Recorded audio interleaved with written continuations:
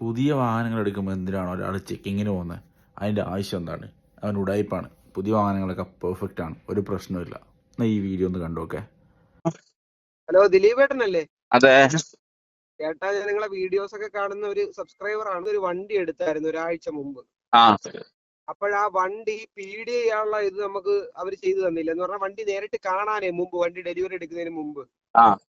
അതിനുശേഷം നമ്മൾ വണ്ടി ഡെലിവറി എടുക്കാൻ അന്ന് ചെന്നതിന്റെ അന്ന് ഫുൾ സ്ക്രാച്ച്, വണ്ടിയിലെ വിൻഷീൽഡില്, സൈഡ് ഗ്ലാസില് എല്ലായിടത്തും സ്ക്രാച്ച്. അങ്ങനെ ഇന്ന് അന്ന് ഫാമിലി ആയിട്ട് കൊണ്ടു ചെന്നോണ്ട് നമ്മൾ വണ്ടി ഡെലിവറി എടുത്ത്. ഈ റൂഫിലൊക്കെ നമുക്ക് ഒന്നും ചെയ്യാൻ പറ്റാത്ത ഈ ബേർഡ് ഡ്രോപ്പിംഗ്സ് ഒക്കെ വീണ് ഈ പെയിന്റ് ക്ലിയർ കോട്ട് പോയല്ലോ, ആ രീതിക്കൊക്കെ ഉള്ള സ്ക്രാച്ച്. ഹലോ, അതെ. ലാസ്റ്റ് ഫണ്ട് ഫുൾ അടക്കുന്നതിന് മുന്നേ യാർഡിലൊന്ന് ചെക്ക് ചെയ്യാൻ പോയി.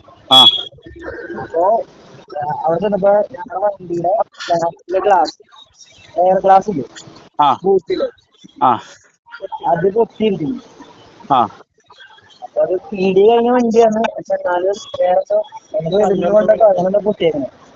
അപ്പോൾ നിങ്ങൾ കേട്ടല്ലോ, എൻ്റെ കയ്യിൽ ഫോൺ നമ്പറും കാര്യങ്ങളും ആ കസ്റ്റമറൊക്കെ ഡീറ്റെയിൽസും ആ പറഞ്ഞ ബ്രാൻഡും ഒക്കെ ഉള്ള ഒറിജിനൽ വോയിസ് ഉണ്ട്. അപ്പോൾ ഇതാണ് ഞാൻ ഉദ്ദേശിക്കുന്നത്. ഇപ്പോൾ ഈ വീഡിയോയിൽ കാണുന്ന വണ്ടികളൊക്കെ പി ഡി ഐ ചെയ്യുന്നതിന് വേണ്ടിയിട്ട് കമ്പനികൾ ധാരാളം നിങ്ങൾ ചെയ്തോളൂ എന്ന് പറഞ്ഞ് വിട്ട് തന്നിരിക്കുന്ന വണ്ടികളാണ്. കാരണം അവർക്കൊന്നും ഒളിക്കാനില്ല. അപ്പം ഒളിക്കാനുള്ളവരാണ് ഈ രണ്ടാമത്തെ ഫോൺ കോളിൽ പറഞ്ഞ പോലെ പി ഡി ഐ ചെയ്യാൻ പറ്റില്ല, അത് അങ്ങനെയാണ് അതിങ്ങനെയാണെന്നുള്ളൊരു മുട്ടായുക്തി ന്യായങ്ങൾ പറഞ്ഞത് ബ്ലോക്ക് ചെയ്യുന്നത്.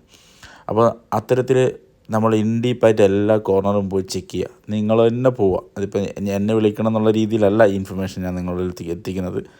നിങ്ങളാൽ കഴിയുന്നില്ലെങ്കിൽ നിങ്ങൾ സ്ഥലത്തില്ലെങ്കിൽ എന്നെ വിളിച്ചോളൂ, ഞാൻ പോയി നോക്കാമെന്നുള്ളത് മാത്രമാണ്. അതുകൊണ്ട് ഡെലിവറി എടുക്കുന്നതിന് മുന്നോടിയായിട്ട് വാഹനങ്ങൾ നിർബന്ധമായി പോയി കണ്ട് ബോധ്യപ്പെട്ട ശേഷം മാത്രം എത്ര പ്രലോഭനം ഉണ്ടെങ്കിലും പേയ്മെൻറ്റ് കൊടുക്കുക എന്നുള്ളതാണ് എൻ്റെ വ്യക്തിപരമായ അഭിപ്രായം. അപ്പം നിങ്ങളുടെ അഭിപ്രായങ്ങൾ എന്താണെന്ന് വെച്ചാൽ കമൻറ്റ് ചെയ്യുക. Thank you.